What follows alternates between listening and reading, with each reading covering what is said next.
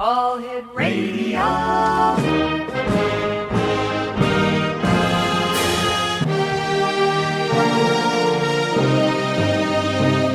Welcome to the X Zone, a place where fact is fiction and fiction is reality. Now, here's your host, Rob McConnell.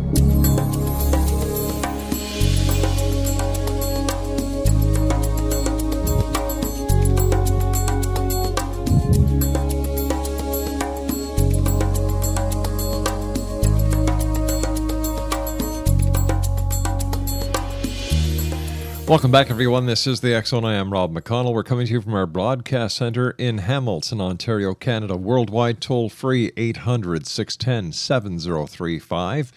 My email address is xzone@xzoneradiotv.com. On all social media sites, X Zone Radio TV, and our main website where you can listen to the X Zone 724-365 is www.xzoneradiotv.com. And the X Zone is coming to you around the world on the X Zone Broadcast Network, the Good News Radio Network, and a number of other networks, independent broadcasters, and satellite program providers. X Zone Nation, my guest this hour is a lady I've had the pleasure of having on the show before. Her name is January Jones. And you're probably saying, well, who is January Jones, Rob? Well, this is from her, okay? And so this is directly from the January Jones camp. Here we go. Who is January Jones? Well, she is not a young, beautiful, talented actress on Mad Men. She is not an older, gorgeous, exotic dancer, and that was from the Johnny Carson Show, Explanation. She is an author of Priceless Personalities, Thou Shalt Not Whine, the 11th Commandment. I love that title. Jackie, Ari, and Jack, the Tragic Love Triangle. Oh No, Jackie O, and the Christina, the Onassis Odyssey. She is a talk show host syndicated at talk4media.com, iHeartRadio.com, and blogtalkradio.com. She is a Kennedy expert, 3 books and 500 radio and TV interviews. She is a reality TV golf personality. Her favorite number is 4. She is a radio and television guest personality. She is a cruise ship speaker. She is on YouTube, Facebook, Twitter, LinkedIn, Google. She is a humorist and winologist. Now, we're not talking about the liquid wine here. We're talking about, I want that. You know, that kind of wine. And she's a X Zone member. We've had the pleasure of having January on before. And January Jones, welcome back to the X Zone. Always great talking to you, and congratulations on all your accomplishments. Well, thank you, Rob. It's wonderful to be with you again. I love doing your show. I love visiting with you. And as you can see, I've been a very busy gal since we talked last time. And as far as the whining, we also can do the wine that you drink. We can do both. Yeah, but I love the 11th Commandment, thou shalt not whine. How did you come up with that? Isn't that great? It is. It's a killer title. And that's why that particular book went to #1 at Amazon.com, because the title did it. I mean, the book's okay, but the title, you have to, when you're writing, if you don't have a killer title, you're going nowhere. And you have to have a killer cover. And those 2 things are the first 2 things I tell writers when they come on my show. Mm-hmm. Make sure that your title stands out. Make sure it's something that people remember. And, my first title, interesting, was called Dying Without Whining. And my publisher said, your market's only going to be terminal people with cancer. So we canceled that one, and that's when we went with Thou Shalt Not Whine. My goodness. So basically, you wrote a book so you could use the title. Yeah. Well, actually, I had been working on it. The whining thing was just going, it was an epidemic, and I was kind of interested in what people were whining about. previously to this book, I had been writing about the Kennedys, Right. and I wanted to do something different. I wanted to go into a different genre, and I kind of fancy myself as a bit of a humorist in the tradition of Irma Bombeck. I kind of like to do housewife humor, Mm-hmm. the things women talk about when they're standing in the checkout line and or waiting or doing carpool. So the book came about, I did a survey, and it took 2 years to write this book. And the survey we sent out was to ask people what they whine about, why they whine, and what their cures for whining are. And it was a fascinating research project. I really enjoyed doing this book because it was a fun book, and it gave me a chance to become a winologist. January, you and I have to take a commercial break. Please stand by. Exo Nation, the one and only January Jones is our special guest this hour. www.januaryjones.com is her website, and January and I will be back on the other side of this commercial break as we continue from our broadcast center in Hamilton, Ontario, Canada, here in the X Zone. So the next time I have somebody on talking about church, the Bible, or religion, I'll have to say, well, do you know what the 11th Commandment is? And they'll say, no. I said, thou shalt not whine. We'll be back. Don't go away.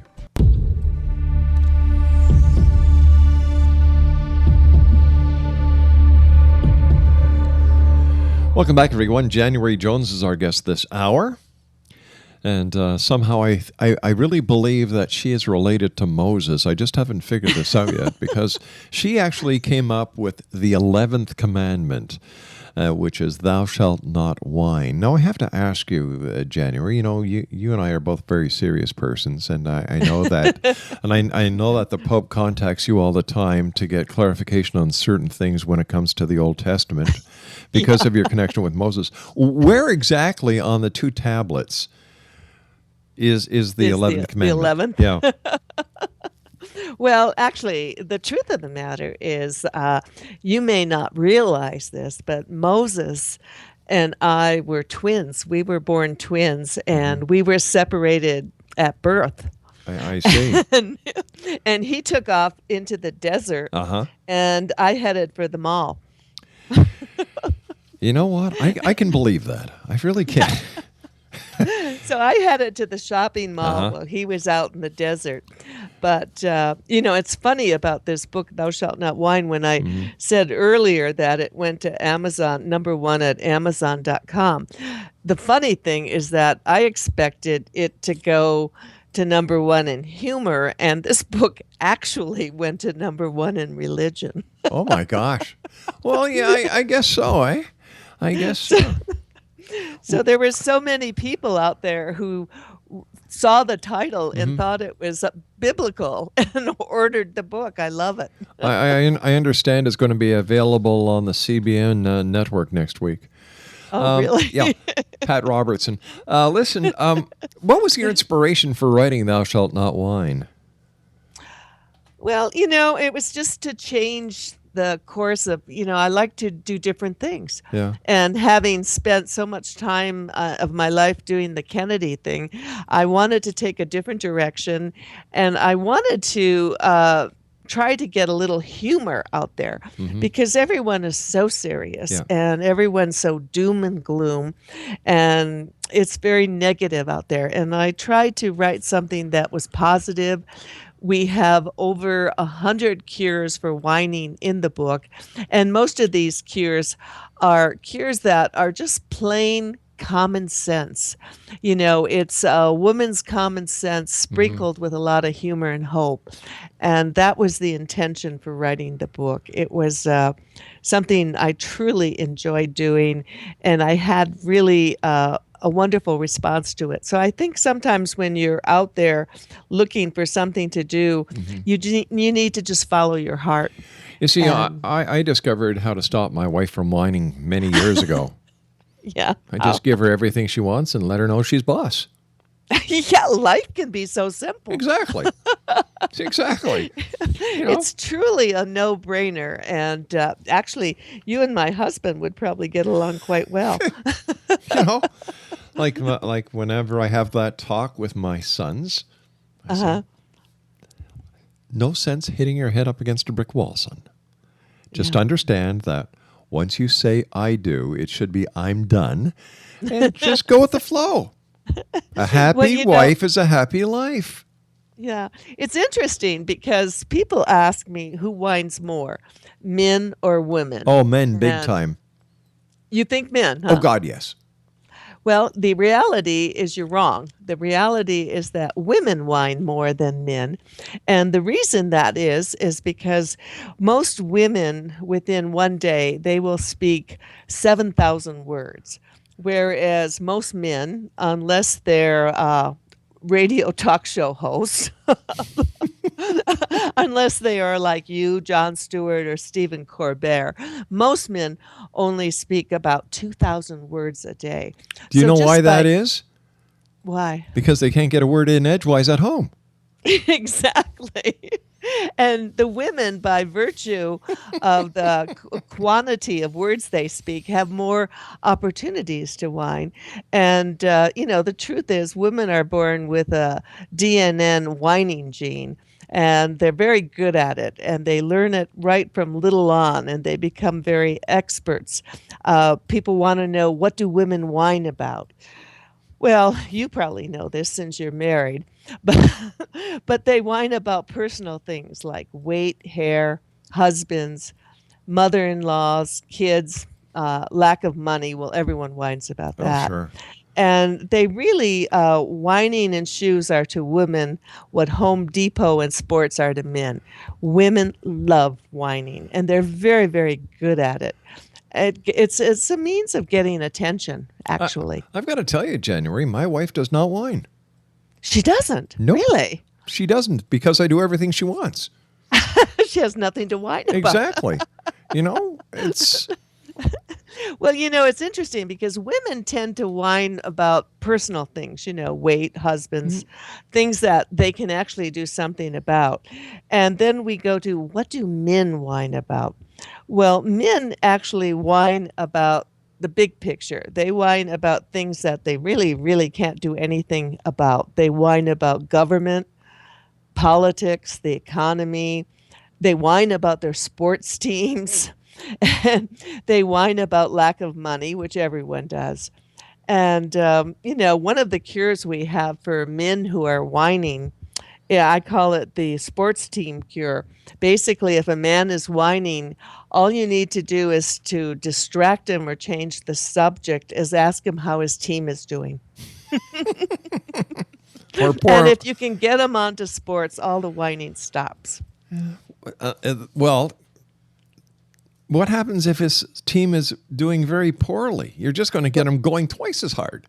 Yeah, well, they whine.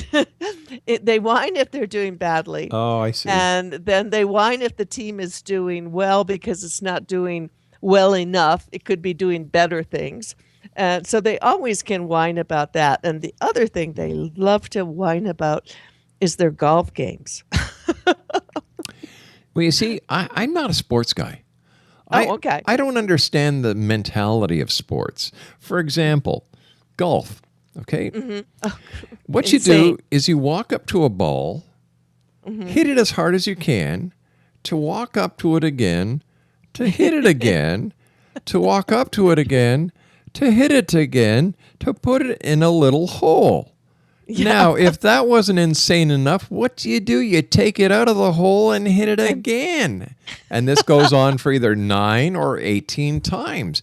And from what I've observed, the entire reason to play golf is you hit the ball as hard as you can just in order to go around this course of putting the ball in the hole, taking it out, hitting, and doing the entire process over and over again until you get back to the clubhouse that was about 50 feet away from where you started in the first place. Exactly. So my logic is you walk up to the ball, hit it as hard as you can, and then go into the clubhouse. Go to the bar. Exactly. Absolutely. Go to the 19th hole. And Right. the funny thing about golfers is they're never happy. They're never happy. They can go out and play golf, and they only can remember the shots they screwed up. They very seldom can remember the things they did well. It's actually a very negative experience. My favorite golf show that I've ever seen is Caddyshack. Yeah. Now, that's my idea of watching golf. And, when it comes to hockey, I think there should only be not even one period. Whoever gets the puck in the net the first time wins. Bang. Go home. Exactly. Well, no, that would be a heresy in Canada. I can't believe you're saying that on the air. I'm brave. Yeah, you must be. You must be. but think of it. I think in today's society, athletes are overpaid. Totally overpaid. And it's so hard for a family to actually afford to take their kids to a sporting event when you look at the price of gas, parking, food, everything else. Like, my goodness, it's way too expensive. And how many sports channels do you need on TV? Oh, I know. Now, Yeah, I know. It's overwhelming. It's part of our culture. yeah. And everyone does it. It's just like most men weekends between, here in the States, you have Saturday college football, and then it swings right into Sunday. Then there's Monday and Thursday and whatever. It's a pretty big obsession. The truth here is it's big money. For who?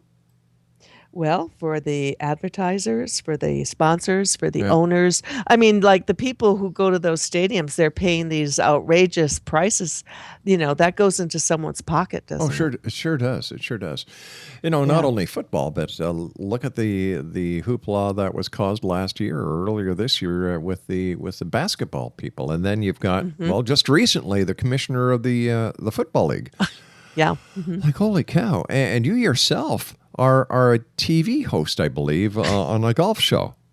Well, I'm not currently doing that. I actually participated as a golfer in the World Series of Golf, and that was televised, and I enjoyed it. Believe me, I am not a good golfer at all. I kind of did it as a little bit of an experiment. I was in the whole field, I was one of the only women playing. So I kind of was doing it as a feminist thing. And I actually did it, got a lot of publicity, made a lot of good friends. And it was kind of a fun thing to do because I went into it knowing I didn't have a chance of winning. But I just wanted to do the experience, and it is fun. Yeah. It was when you tee off and this shot is like you've got thousands of dollars riding on it. It's a different game. It's a different game. Everything changes. I go out with my son-in-law. He's an avid golfer, and we go out and we have fun. But there are other people that play golf. Yeah. It's like, oh my God. Did you take your Prozac this morning before you went out to the golf course? Yeah.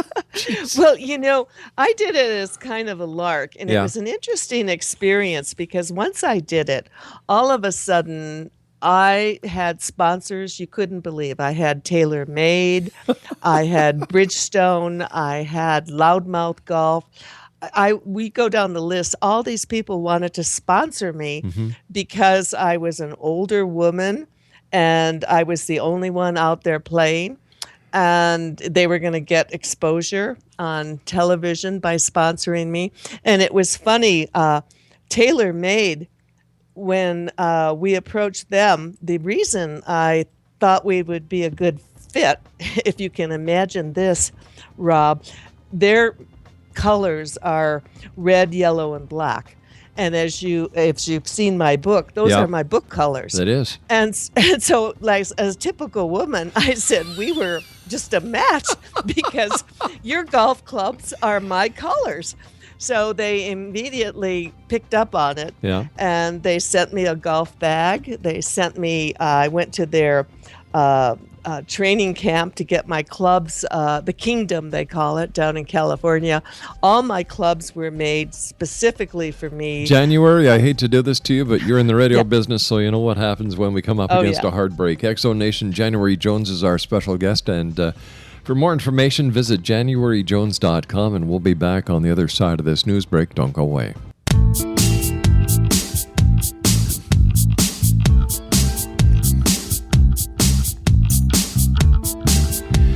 Welcome back, everyone. This is the X Zone. I am Rob McConnell. My guest this hour is the one and only January Jones. Her website is www.januaryjones.com.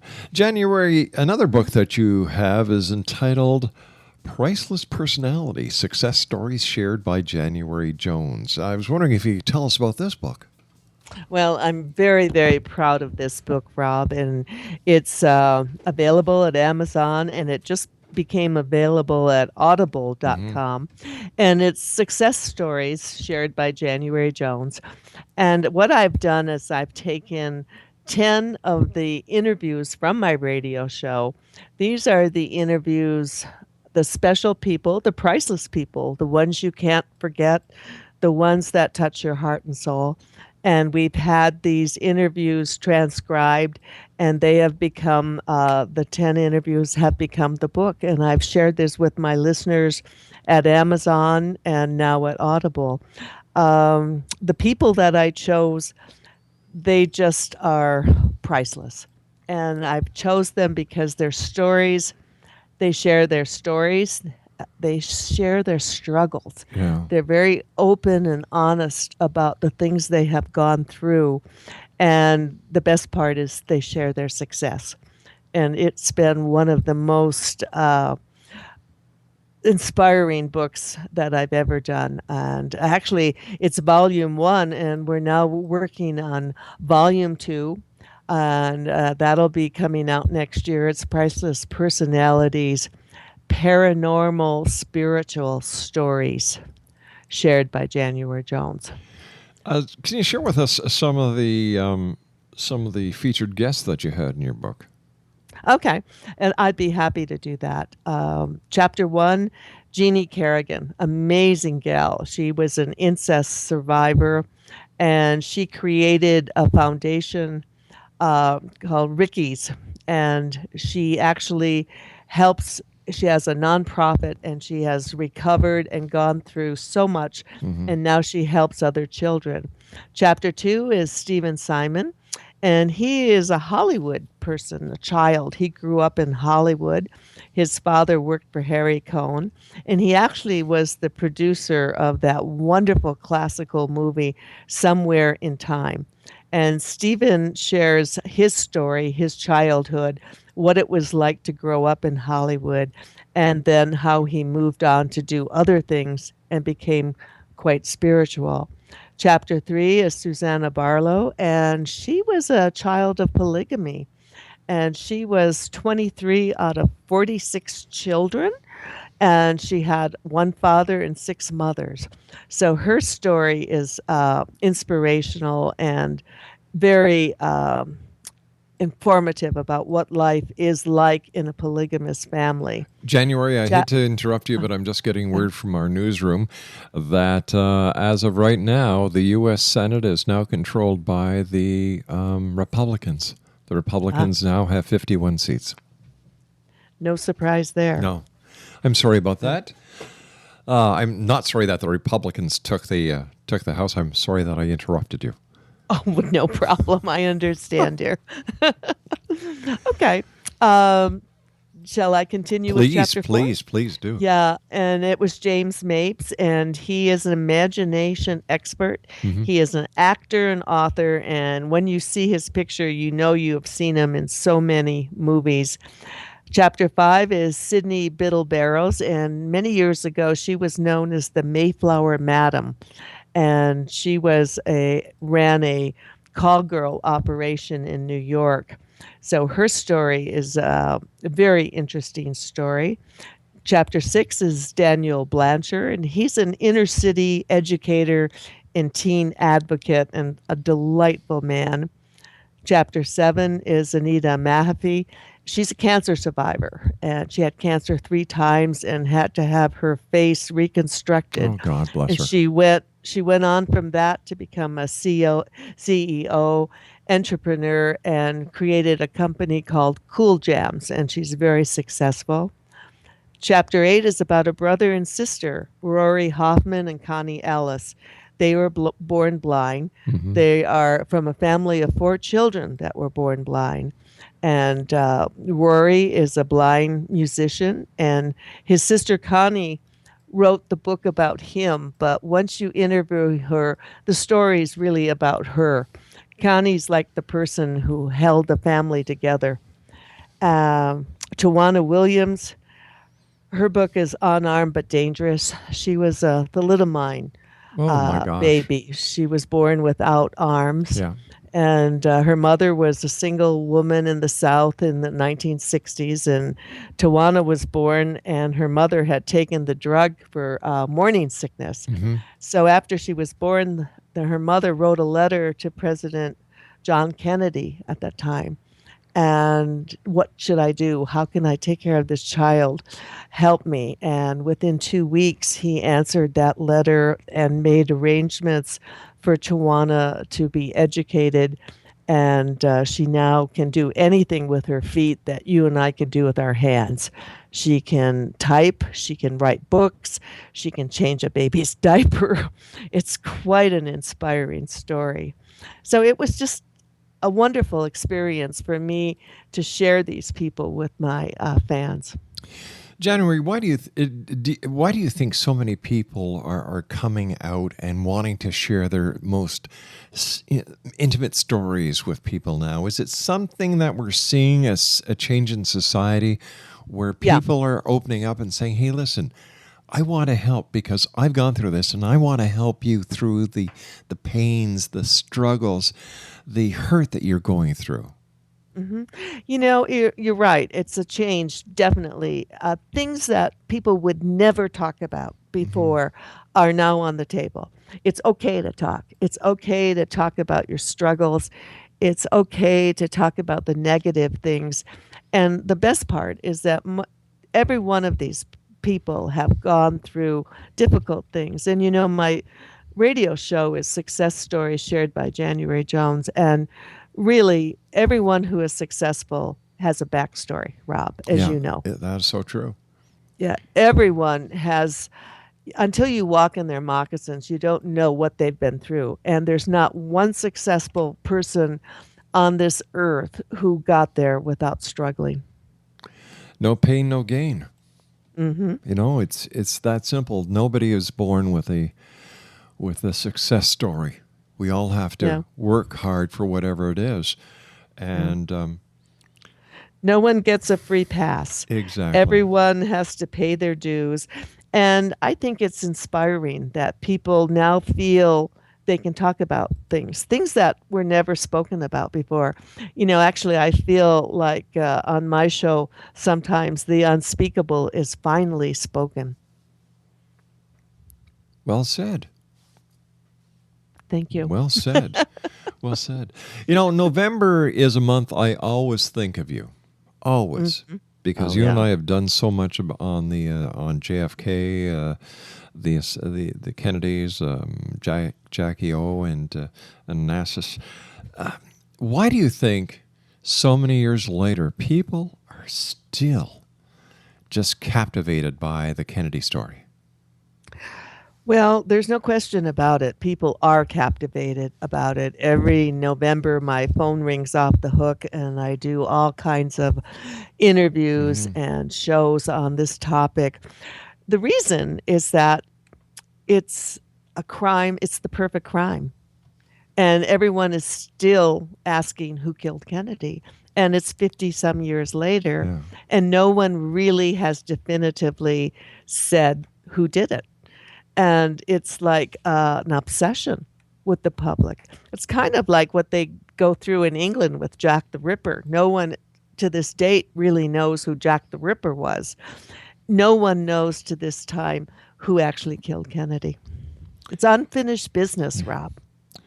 Do you think the truth will come out when the Kennedy papers are released? Well, you know, I wrote about that in my book, and that was my hope about it. Actually, I did a screenplay on that called 2044, Jackie's Story, because her papers were supposed to be released at that Mm-hmm. time, which would have been 80 years after the assassination. However, I don't feel that will happen because since she has died, her daughter has edited Jackie's papers. So whatever is released to the public will be Mm-hmm. what the Kennedys want released. It won't be what Jackie wanted released. Why do you think Kennedy was assassinated? You've done a lot of research on it. You've spoken to a number of people through the many years. In my opinion, you are one of the most highly regarded Kennedy experts around. So why do you, January Jones, based on your investigative research integrity, when you've conducted everything, that Kennedy was assassinated? Well, he was a marked man. He had so many enemies. You had to take a number and get in line for people who had motives to assassinate this man. He had his own enemies. He then had his brother's enemies. And unfortunately, he inherited his father's enemies. So he had enemies all over the place who wanted to get rid of him. I talk about the fact that Joe Kennedy, his father, had this horrible stroke that Mm-hmm. had incapacitated him. My feeling is if Joe Kennedy had not had that stroke, had he lived, I don't think we would have seen Jack Kennedy assassinated. I think Joe Kennedy would have been a buffer between Jack and Bobby and all of their enemies. Joe Kennedy knew how to do business in that world. And I think he would have kept his boys alive. What about the Marilyn Monroe connection? Oh, yeah. you know, actually, everyone knows about that now. But at the time, guess what? No one knew about it. It was a very secretive thing. Unless you were in the Washington circle or Mm-hmm. the West Coast Hollywood, most of middle America had no idea about Marilyn Monroe. That was a problem for Jackie because it embarrassed her and disgusted her because Jack was so blatant about it. They had one of those marriages where he did his thing and guess what? She did her thing too. However, she was very discreet about what she did in her private life. Unlike Jack Kennedy and Bobby Kennedy, they were not discreet, and that led to a lot of problems for them. Well, I guess back then the Secret Service really did have secrets to service. Yeah, they did their job, didn't they? They Yeah, sure protected did. the president physically and emotionally. What's your opinion as a Kennedy expert on the Warren Commission? Oh, what a joke.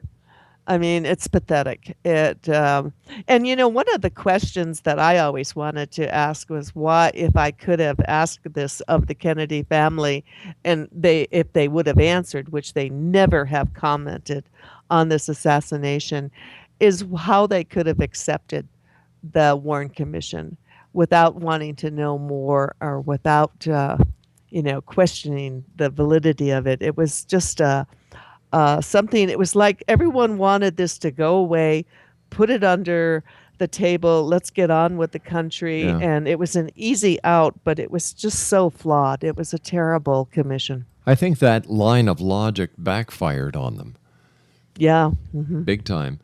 Do you think Lee Harvey Oswald was the lone gunman in this entire Absol- conspiracy? Absolutely not. In my book, I actually named the shooter, and I also stated the fact that it was a triangular shooting. And it was interesting that after my book came out, the TV series, The Men Who Killed Kennedy, that was put out by the History Channel came out, and they named the same man that I named. as the actual shooter of John F. Kennedy. Oswald was a patsy. He was exactly what he said he was when they were hauling him out of the police station and he was killed. He was a patsy. He was set up to take the fall. And the real shooter escaped. He was there with 2 other men. They were stopped in Dallas that day. They were not detained. And guess what? They flew out of our country into Canada. And once they got to Canada, he disappeared, never to be seen again. Wow. How about Jack Ruby? Where did he fit in? You know, he was just kind of there by happenstance, and it was like his 15 minutes of fame. He was going to do something important with his life, which he had never done up to that point, and he did it emotionally. I don't think it was part of anyone's plan for him to do what he did. January, you and I have to take our final commercial break for this hour. Okay. You know, talking to you, it's such a pleasure because, as I said, you and I have go back many, many, many years. We've been on air since 1992. My heavens. And I've had the pleasure of having you on before, and it's always a great pleasure having you on. And I'm so proud of you, the wonderful things you're doing, and the number of hearts that you're touching, and the difference in so many lives that you are making because of your radio show and the guests that you're bringing on. Great job. Oh, thank you. You and I will be back on the other side of this commercial break as we continue here in the X Zone with our very special guest, the one and only January Jones. www.januaryjones.com.